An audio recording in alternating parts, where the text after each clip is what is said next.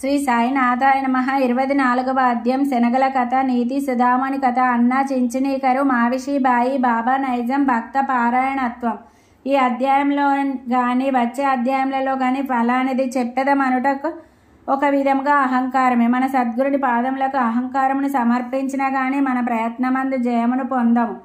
మన అహంకార రహితులమైనచో మన జయం నిశ్చయం. సాయిబాబాను పూజించుటచే ఇహపర సౌఖ్యములు రెంటినీ పొందవచ్చును. మన మూల ప్రకృతి యందు పాతుకొని శాంతి సౌఖ్యములను పొందేదము. కాబట్టి ఎవరైతే తమ క్షేమమును కోరెదరో వారు గౌరవాధారములతో సాయిబాబా లీలలను వినవలను, మననం చేయవలను. దీనిని నెరవేర్చినచో వారు సులభముగా జీవిత పరమావధిని పొందేదరు, తుదకు మోక్షానందమును పొందేదరు. సాధారణముగా అందరూ హాస్యము చమత్కార భాషణమన్నని ఇష్టపడదురు కానీ తాము హాస్యాస్పదులగుటకు ఇష్టపడరు. కానీ బాబా చమత్కార మార్గం వేరు. అది అభినయంతో కూడినప్పుడు చాలా సంతోషదాయకముగా నీతిదాయకముగా నుండేది. కావున ప్రజలు తాము వెక్కిరింత పాలైనప్పటికీ అంతగా బాధపడేవారు కాదు. హేమడ్ పంత్ తన విషయమునే ఈ క్రింద తెలుపుచున్నాడు. శనగల కథ. షిరిడీలో ఆదివారం నాడు సంత జరిగేది. చుట్టుప్రక్కల పల్లెల నుండి ప్రజలు వచ్చి వీధులలో దుకాణంలు వేసుకొని వారి సరుకులు అమ్ముచుండేవారు. ప్రతిరోజు మధ్యాహ్నం 12 గంటలకు మసీదు నుండి చుండెను. ముఖ్యంగా ఆదివారం నాడు కిక్కిరిసిపోచుండెను. ఒక ఆదివారం నాడు హేమడ్ పంత్ సాయిబాబా ముందు కూర్చొని బాబా పాదంలో ఒత్తుచు మనస్సునందు జపం చేయుచుండెను. ఆ బాబా ఎడమవైపు శ్యామ, కుడివైపు వామన్రావు ఉండిరి. శ్రీమాన్ బూటి, కాకా సాహెబ్ దీక్షిత్ మొదలగు వారు కూడా నుండిరి. శ్యామ నవ్వుచు అన్నా సాహెబ్తో నీ కోటుకు శనగ గింజలు అంటినట్లున్నవి చూడుము అనను. అట్లనుచు హేమడ్ పంత్ చొక్కా చేతులను తట్టగా శనగ గింజలు నేలరాలను. హేమడ్ పంత్ తన చొక్కా ఎడమ చేతి ముందు భాగమును సాచిన. అందరికీ ఆశ్చర్యం కలుగునట్లు కొన్ని శనగ గింజలు కిందికి దొర్లుట ప్రారంభించిన. అక్కడున్న వారు వారిని ఏరుకొనిరి. ఈ సంఘటన హాస్యమునకు తావిచ్చిన. అక్కడున్న వారందరూ ఆశ్చర్యపడిరి. ఎవరికి తోచినట్లు వారు శనగలు చొక్కా చేతిలో నెట్లు ప్రవేశించి ఉండునో ఊహించనారంభించిరి. శనగలు చొక్కాలో నెట్లు దూరి అచట నిలవగలిగినావో హేమడ్ పంత్ కూడా గ్రహించలేకున్నాను. ఎవరికి సరి అయిన సమాధానం చోచక జవాబునివ్వనప్పుడు అందరూ ఈ అద్భుతం నాకు ఆశ్చర్యపడుచుండగా బాబా వీనికి తానొక్కడే తిను దుర్గుణం ఒకటి కలదు. ఈనాడు సంత రోజు శనగలు తినుచు ఇక్కడకు వచ్చినాడు. వాని నైజం నాకు తెలియను. ఈ శనగలే దానికి నిదర్శనం. ఈ విషయంలోనేమి ఆశ్చర్యం ఉన్నది అనిరి. హేమడ్ పంత్ బాబా నేనెప్పుడు ఒంటరిగా తినియరుగను. అయితే ఈ దుర్గుణమును నాపై నేల మోపెదవు. ఈనాటికి ఎన్నడూను షిరిడీలోని సంత నేను చూచి ఉండలేదు. ఈ దినం కూడా నేను సంతకు పోలేదు. అట్లయినచో నేను శనగలను ఎట్లు కొని ఉంటిని. నేను కొననప్పుడు నేను ఎట్లు తినియుందును. నా దగ్గరనున్న వారికి పెట్టకుండా నేను ఎప్పుడు ఏమీయో తినియరగను. బాబా అవును, అది నిజమే. దగ్గరున్న వారికి ఇచ్చేదవు. ఎవరునూ దగ్గర లేనప్పుడు నీవు గాని నేను గాని ఏమి చేయగలము? కానీ నీవు తినటకు ముందు నన్ను స్మరింతువా? నేను ఎల్లప్పుడూ నీ చెంతలేనా? నీవేదైనా తినటకు ముందు నాకు అర్పించుచున్నావా? ఈ నీతి ఈ సంఘటనమున బాబా ఏమి చెప్పిరో జాగ్రత్తగా గమనించదము. పంచేంద్రియముల కంటే మందే మనస్సు బుద్ధి విషయానందం అనుభవించును కనుక మొదలే భగవంతుని స్మరించవలను. ఇట్లు చేసినచో నిధి కూడా ఒక విధముగా భగవంతునికి అర్పితమగును. విషయములను విడిచి పంచేంద్రియములు ఉండలేవు కనుక ఆ విషయములను మొదట గురునికి అర్పించినచో వాని అంద అభిమానం సహజంగా అదృశ్యమైపోను. ఈ విధంగా కామము, క్రోధము, లోభము మొదలగునవి వాని గూర్చిన వృత్తులన్నింటినీ మొట్టమొదట గురువునికి అర్పించవలను. ఈ అభ్యాసం ఆచరించినచో దేవుడు వృత్తులన్నీ నిర్మూలనమగుటకు సహాయపడును. విషయములను అనుభవించు ముందు బాబా మన చెంతనే ఉన్నట్లు భావించినచో ఆ వస్తువును అనుభవించవచ్చునా లేదా అనే ప్రశ్న ఏర్పడును. ఏది అనుభవించుటకు తగదో దానిని విడిచిపెట్టదము. ఈ విధముగా మన దుర్గుణములన్నీ నిష్క్రమించును. మన శీలం చక్కబడును. గురువునందు ప్రేమ వృద్ధి పొందును. శుద్ధ జ్ఞానం మొలకెత్తును. ఈ జ్ఞానం వృద్ధి పొందినప్పుడు దేహబుద్ధి నశించి బుద్ధి చైతన్య ఘనమున లీనమగును. అప్పుడే మనకు ఆనందం సంతృప్తి కలుగును. గురువునకు దేవునకు ఎవరు భేదం నెంచెదరు? వారు దైవం నెచ్చటను చూడలేరు. భేదములన్నింటినీ ప్రక్కకు ద్రోసి గురువును దేవుని ఒకటిగా భావించవలను. ఈ ప్రకారంగా గురుని సేవించినచో భగవంతుడు నిశ్చయముగా ప్రీతి చెందును. మన మనస్సులను స్వచ్ఛం చేసి ఆత్మ సాక్షాత్కారం ప్రసాదించును. క్లుప్తముగా చెప్పునదేమన మనం గురుని స్మరించనిదే ఏ వస్తువును పంచేంద్రియములతో అనుభవించరాదు. మనస్సుని ఈ విధముగా శిక్షించినచో మనం ఎల్లప్పుడూ బాబాను జ్ఞప్తి అందించుకున్నదము. మనకు బాబా ధ్యానం ఎన్నో రెట్లు వృద్ధి పొందును. బాబా సగుణ స్వరూపం మన కండ్ల ఎదుట నిలుచును. అప్పుడు భక్తి, వైరాగ్యం, మోక్షం మన వశమగును. మన మనస్సునందు బాబాను ఎప్పుడైతే నిలపగలమో అప్పుడు మనం ఆకలిని, పిపాసాను, సంసారమును మరచెదము. ప్రపంచ సుఖములందు గల అభిలాష నశించి మన మనస్సులు శాంతిని, ఆనందమును పొందును. సుధాముని కథ పై కథ చెప్పుచున్నప్పుడే హేమాడ్ పంతుకు సుధాముని కథ జ్ఞప్తికి వచ్చును. అందులో కూడా ఇదే నీతి ఉన్నది కనుక దానిని ఇక్కడ చెప్పుచున్నాను. శ్రీకృష్ణుడు, అతని అన్న బలరాముడు, మరి ఒక సహపాఠి సుధాముడను వాడును గురువకు సాందీపుని ఆశ్రమంలో నివసించుచుండేది. శ్రీకృష్ణ బలరాములను అడవికి పోయి కట్టెలు తీసుకొని రమ్మని గురువు పంపెను. సాందపుని భార్య సుధాముని కూడా అదే పని మీద ముగ్గురి కొరకు శనగలు ఇచ్చి పంపెను. కృష్ణుడు సుధాముని అడవిలో కలిసి, దాదా నీళ్లు కావాలను, నాకు దాహం వేయుచున్నది అనను.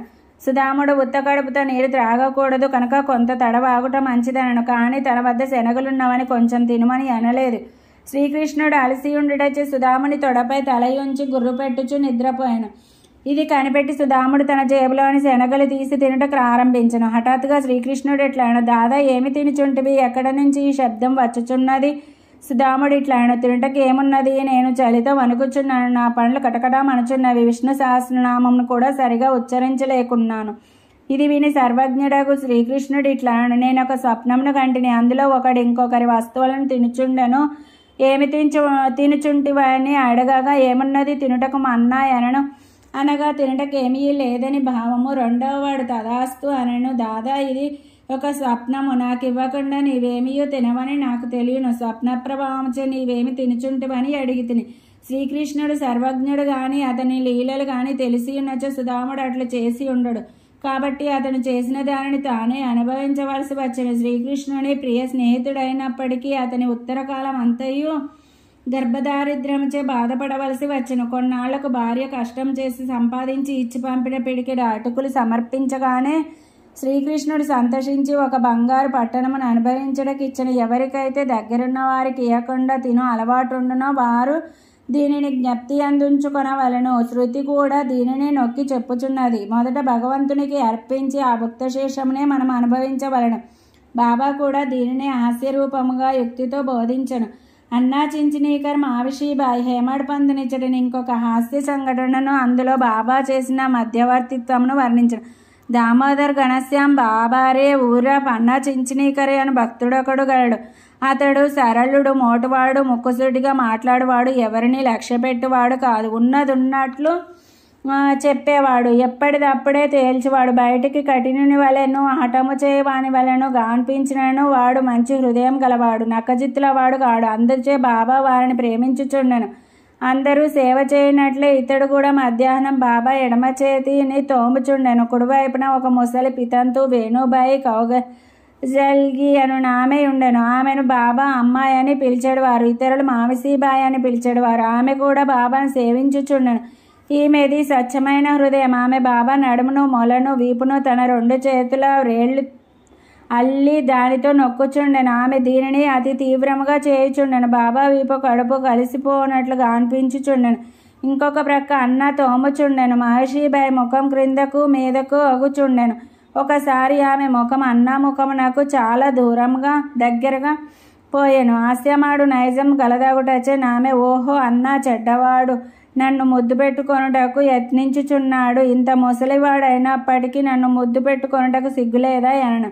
అన్నాకు కోపం వచ్చెను. చొక్కా చేతులు పైకెత్తి అతడు ఇట్లనను, నేను ముసలివాడను, దుర్మార్గుడనా ననుచున్నావు? నేను వెర్రివాడనా? నీవే కలహమునకు కాలు దువ్వుచున్నావు. అక్కడున్న వారందరూ ఈ ముసలివాండ్ర కలహమును చూచి నవ్వుచుండిరి. బాబా ఇద్దరిని సమానముగా ప్రేమించేవారు కనుక ఇద్దరిని ఓదార్చవలనని తలచి ఈ క్రింది విధముగా నేర్పుతో సమాధానపరిచి, బాబా ప్రేమతో, ఓ అన్న, ఎందుకు అనవసరంగా గోల చేయుచున్నావు? తల్లిని ముద్దు పెట్టుకొనినచో దానిలో అనౌచిత్యమేమి అనెను. బాబా మాటలు విని ఇద్దరు సంతుష్టి చెందిరి. అందరూ సరదాగా నవ్విరి. బాబా చమత్కారమునకు హృదయానంద పూరితులైరి. బాబా నైజం భక్త పారాయణత్వము. బాబా తన భక్తులకు వారి వారి ఇష్టానుసారం సేవ చేయుటకు అనుమతించుచున్నాడు. దీనిలో ఇతరుల జోక్యం కలగజేసుకొనుటకు బాబాకి ఇష్టం లేదు. ఒక ఉదాహరణను ఇచ్చేదనం. ఈ మావిసీబాయియే ఇంకొకప్పుడు బాబా పొత్తి కడుపును తోముచుండెను. ఆమె ప్రయోగించు బలమును చూచి ఇతర భక్తులు ఆతురపడిరి. వారిట్లండ్రి అమ్మ కొంచెం మెల్లగా తోమము బాబా కడుపులోకి ప్రేవులు నరములు తెగిపోగలవు. ఇట్లనగానే బాబా వెంటనే లేచి కోపంతో సటకాను నేలపై కొట్టెను. వారి కండ్లు నిప్పు కణముల వలె ఎర్రవాయెను. బాబాను చూచుటకు ఎవరికి ధైర్యం చాలకుండెను.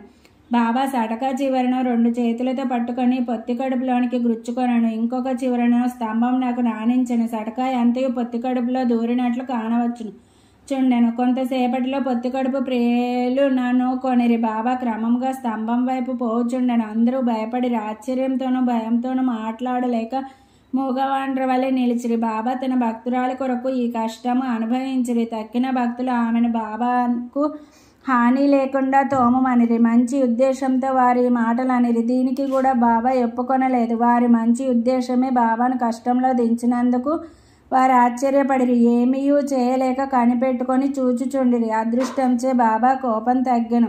సటకాను వీడిచి గద్దెపై కూర్చుండిరి. అప్పటి నుండి భక్తుల ఇష్టానుసారం సేవ చేయనప్పుడు ఇతరుల జోక్యం కలగజేసుకొనరాదని నీతిని నేర్చుకొనిరి.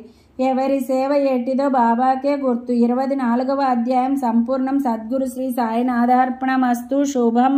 Thanks for watching Devotional Updates channel. Please like, share and subscribe to this channel for more updates. Thank you.